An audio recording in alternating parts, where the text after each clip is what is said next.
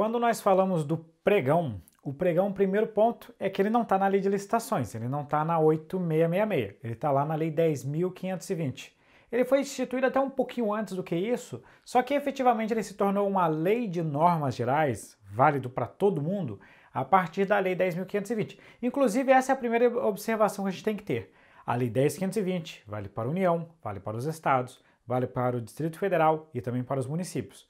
Outro ponto é que a lei do pregão vale para a administração direta e indireta.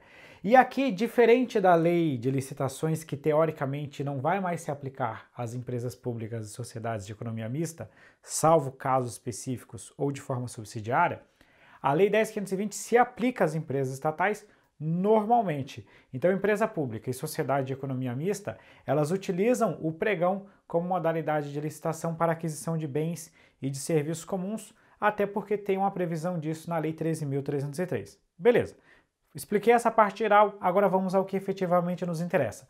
Quando que a gente utiliza o pregão? O pregão ele serve para aquisição de bens e de serviços que sejam comuns.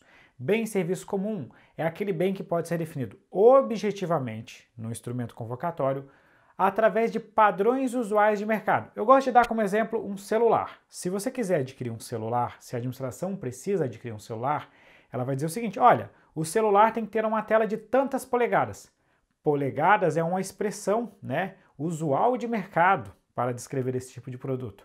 Olha, nós precisamos de um processador de tantos gigahertz, nós precisamos de uma memória de tantos gigabytes ou megabytes, ou seja lá quantos bytes que seja da vida. Então você consegue descrever isso por meio de padrões que o mercado utiliza, ou seja, consegue colocar isso de forma objetiva no próprio edital. Eu quero comprar um carro com tração nas 4 rodas, ar-condicionado e que tenha motor 1.6. Consigo colocar tudo isso no edital. Beleza, já sei que ele serve para bens e serviços comuns. Aí você vai me perguntar: professor, mas a partir de qual valor ou até qual valor?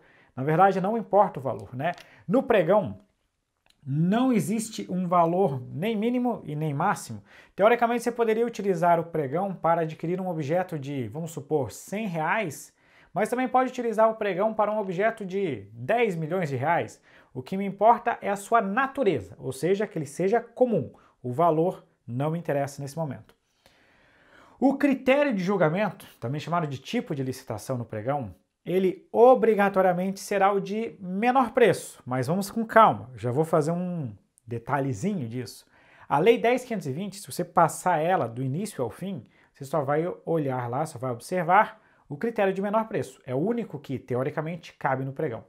Só que no âmbito federal, o decreto 10.024, que é o seu regulamento, prevê um outro critério de julgamento, chamado de maior desconto. Aí muita gente pergunta: professor, como que a lei fala que é só o menor preço e o regulamento coloca menor preço e maior desconto? É que, na verdade, o maior desconto é uma forma de você alcançar o menor preço. Vou te explicar. O que interessa no pregão é eu pagar menos, Eu quero adquirir uma caneta para quadro branco. Vai vencer aquela empresa que apresentar a caneta que atenda às minhas exigências e que tenha o menor preço. Eu quero adquirir medicamentos. Vai vencer a empresa que ofertar aquele medicamento, naquelas condições, pelo menor preço. Mas imagine que a administração, ao invés de instituir o menor preço, ela coloca uma tabela de referência e diz o seguinte: olha, vai ganhar quem me der o maior desconto sobre essa tabela. Por exemplo, uma tabela oficial de preços de medicamentos, a tabela FIPE para aquisição de veículos. E na hora que a gente começa a analisar é o seguinte: se o valor é X, vence quem der o maior desconto, consequentemente vai ser aquele que vai permitir que a administração pague mais barato.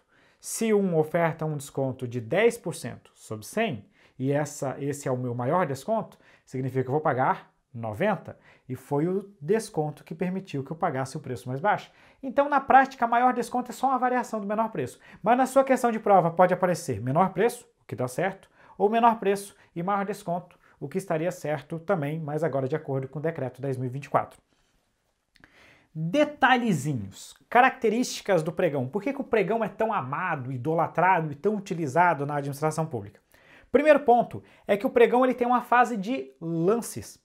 Olha só o que acontece lá na lei de licitações. A lei de licitações, se a gente fizer uma concorrência, os envelopes, vem um envelopezão já com a proposta da empresa ali dentro. Aquele envelope está lacrado e tem uma proposta da empresa lá dentro. Na hora que nós fizermos a abertura desses envelopes, o que tiver a melhor proposta dentro dos critérios da administração vence. Ninguém mexe na sua proposta. É aquilo que está no envelope e ponto final. No pregão, você entrega esse envelope, abre o envelope, mas depois ainda existe mais uma outra etapa, que são os lances, que permitem que as empresas vão baixando o seu preço. É igual esses leilões que você vê na televisão, só que é ao contrário. Ao invés de aumentar o preço, aqui a gente vai diminuindo o preço. Ou seja, entrega uma proposta e depois vem uma fase de lances. A lei fala em lances verbais e sucessivos, né? Porque teoricamente ela foi feita para fazer esse procedimento presencial. Mas daqui a pouco nós vamos falar de um detalhezinho sobre essa questão. Outra característica, e essa é a mais relevante do pregão, é a inversão das fases. Na lei de licitações, primeiro vem a habilitação e depois o julgamento. No pregão, primeiro você julga e depois você habilita. Essa é a melhor característica do pregão. Porque como você faz o julgamento antes, você depois só faz a habilitação com a empresa vencedora, só com a melhor proposta. Na lei de licitações, como a habilitação é antes, você tem que habilitar todo mundo, e só depois você é capaz de realizar o julgamento. Ela fica muito mais complicada por causa disso. Outra inversão, não tão comentada, mas que também é uma inversão, é que na lei de licitações, teoricamente, primeiro tem a homologação e depois a adjudicação do objeto. Pelo menos na teoria é assim que funciona. No pregão, primeiro você faz a adjudicação e depois a homologação, até que é o procedimento mais correto, né? Adjudicar atribui o objeto ao vencedor e homologar dizer que todo o procedimento foi lícito, né? Então seria até mais, faria até muito mais sentido esse procedimento que é o procedimento do pregão. Ok. Terceira característica do pregão. No pregão não existe comissão de licitação, como ocorre na lei de licitações. Lá na lei de licitações existe uma comissão e essa comissão vota. Se tiver 3 membros, 2 entendem uma coisa e o outro entende outra, prevalece o voto dos 2, porque é uma votação lá na lei de licitações.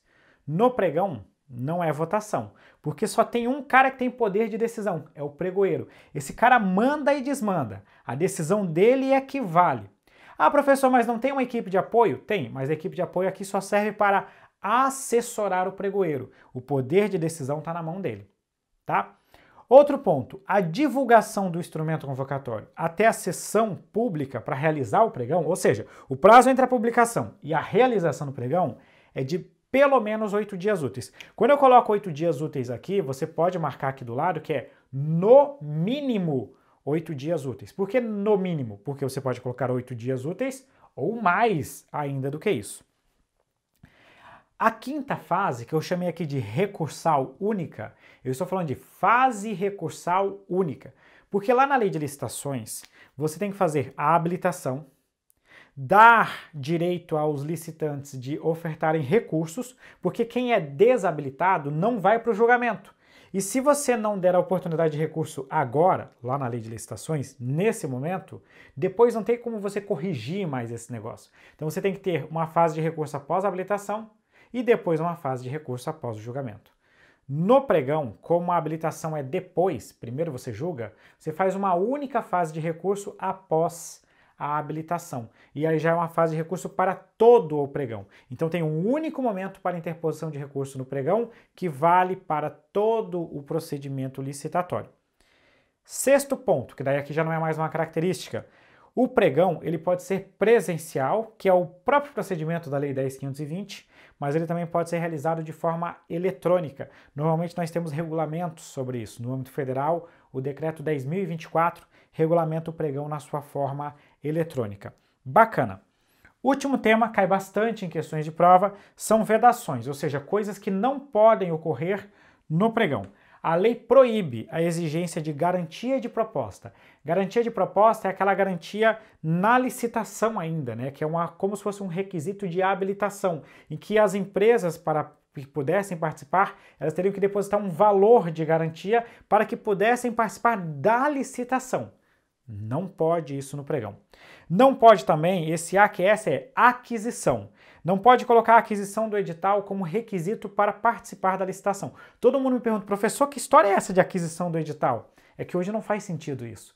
mas seria como se o edital fosse um ingresso. Você tivesse que comprar o edital. Isso é proibido hoje em dia, não pode. Até porque o edital ele é disponibilizado na internet hoje publicamente. Terceiro ponto.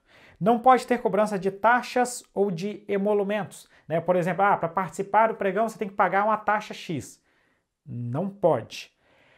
Exceto se for aqueles custos, né? Aquela reposição de custos de xerox, a lei fala de reprodução gráfica ou utilização de recursos de TI. Seria, por exemplo, uma pessoa chega no órgão público e diz, eu quero uma cópia do edital. A administração fala, tá na internet. Não, mas eu quero físico. Ok, nós vamos te fornecer uma cópia impressa, mas o senhor vai ter que pagar o valor dessa impressão. Isso pode cobrar. Ou o pregão eletrônico, ele é por meio da internet, tem que ter um token. Você vai cobrar um valorzinho relativo ao custo do token, mas só isso. Não pode ter uma taxa ou emolumento como requisito para participar do certame. Com base nisso, nós fechamos as características do pregão. Resumindo, bens e serviços comuns, não importa o valor, critério menor preço, mas também admite o maior desconto. Aqui, desses pontos todos, destaque para a inversão de fases, para o prazo de 8 dias úteis mínimo e também para a fase recursal única e muita atenção nessas vedações que aparecem muito em questões de prova. Vamos lá!